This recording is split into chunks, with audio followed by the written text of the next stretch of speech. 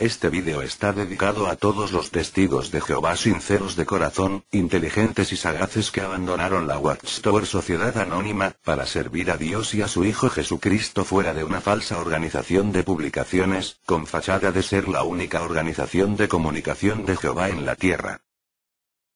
El tema de ahora tiene que ver con la fecha correcta de la caída de Jerusalén, si es que fue en 607 o 587 antes de nuestra era común.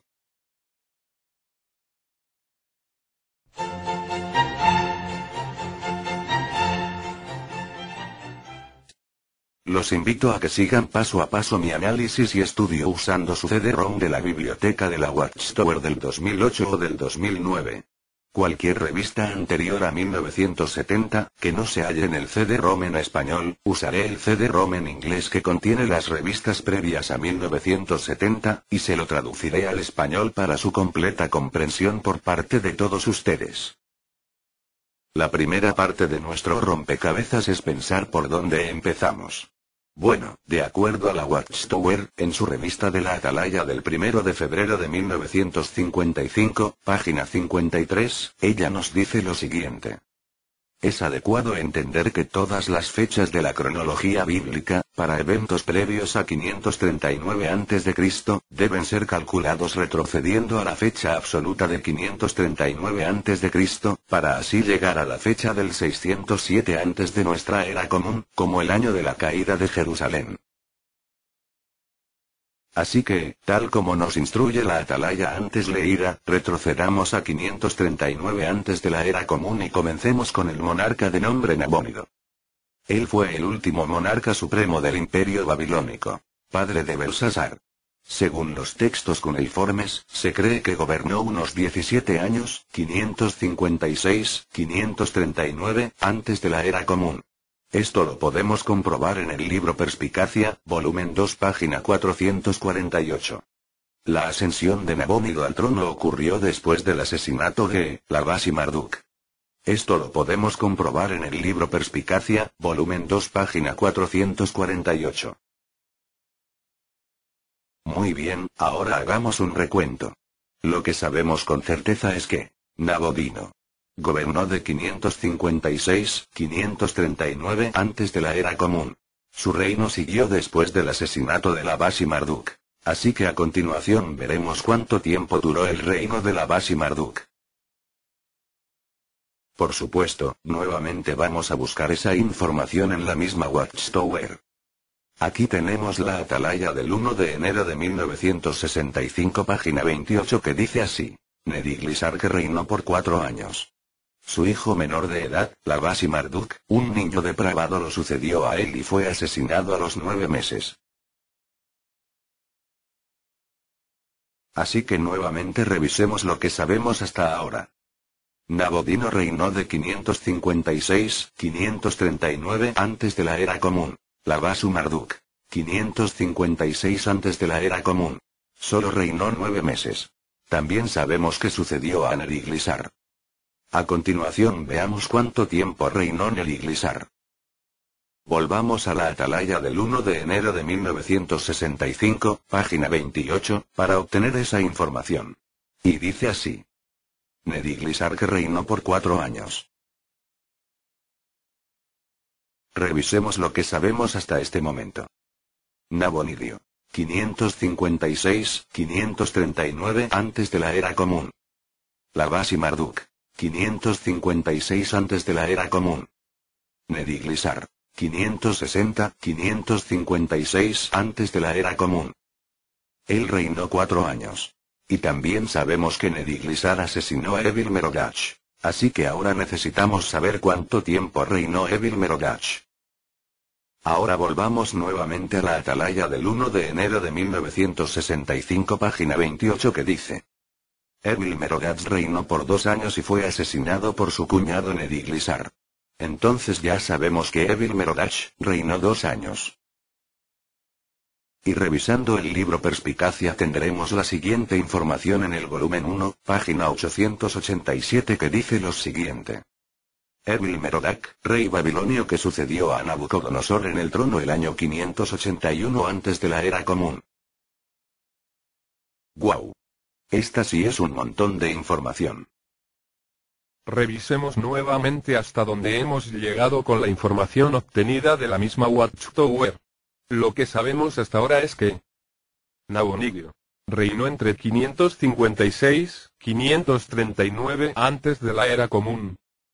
Labasi Marduk reinó en el año 556 antes de la Era Común. Neriglissar reinó entre 560 y 556 antes de la Era Común. Evil Merodach reinó entre 562 y 560 antes de la Era Común. Él reinó 2 años y sucedió a Nabucodonosor.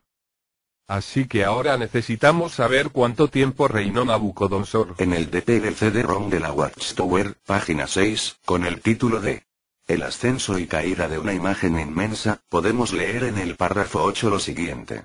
Nabucodonosor, cuyo reinado duró 43 años, encabezó la dinastía que gobernó sobre el imperio babilónico. Volvamos a revisar hasta dónde hemos llegado en este momento. Sabemos pues que Nabonidus reinó entre 556 y 539 antes de la Era Común. Labasi Marduk reinó en 556 antes de la Era Común. Neriglissar reinó entre 560 y 556 antes de la Era Común. Evil Merodach reinó entre 562 y 560 antes de la Era Común. Nabucodonosor reinó entre 605 y 562 antes de la Era Común. Es decir, él reinó 43 años. Guau, eso debe haber sido muy difícil para Nabucco. Ahora necesitamos saber cuándo fue Jerusalén destruida. La respuesta de la fecha de la caída de Jerusalén en manos de los babilonios la hallaremos en el contenido de este artículo del libro Perspicacia, volumen 2, página 451, que dice lo siguiente. Finalmente, el 9 de Tamuz junio-julio del año 607 antes de la Era Común, en el año 11 del reinado de Sedequías, el 19 de Nabucodonosor, si se cuenta a partir del año de su ascenso al trono, o su 18º año reinante, se abrió una brecha en el muro de Jerusalén.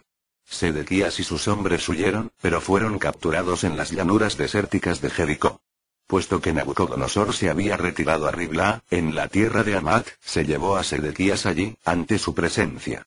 Nabucodonosor hizo degollar a todos los hijos de Sedequías y luego lo cegó y ató a fin de llevárselo prisionero a Babilonia.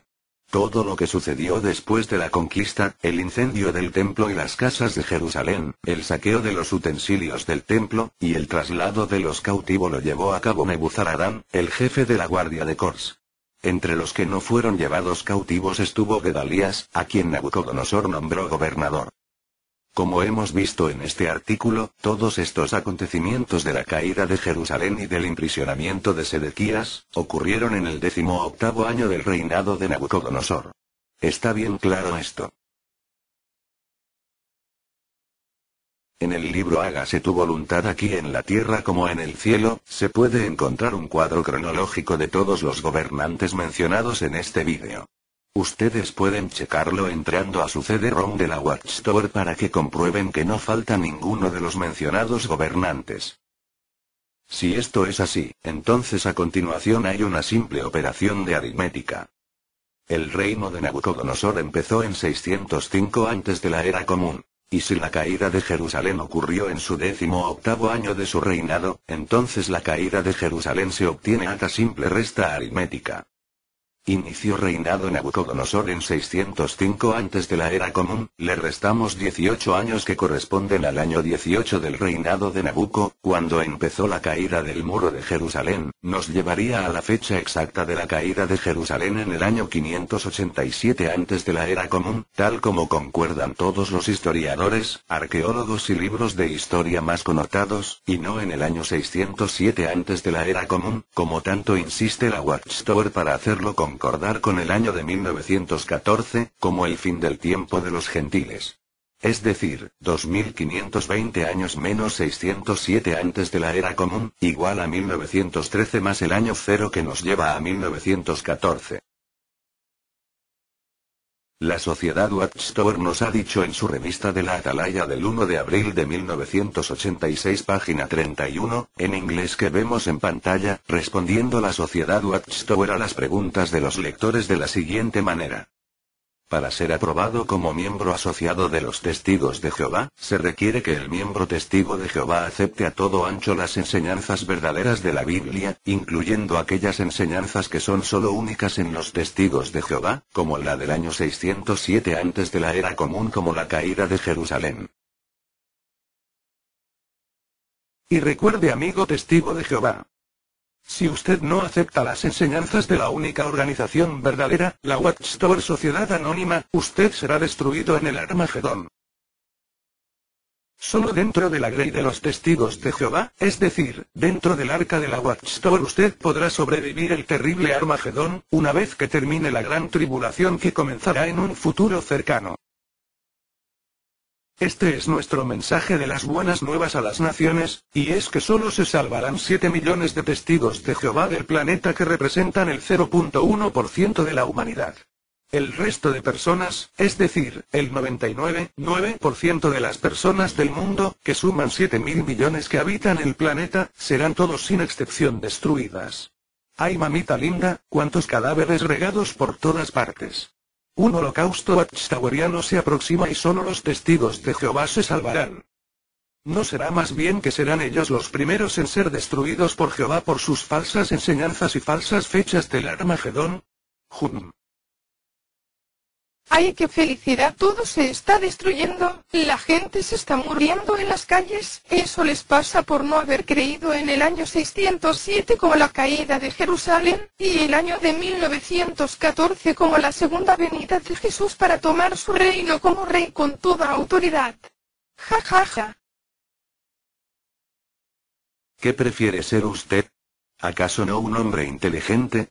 ¿O más bien un burro empecinado y fanático?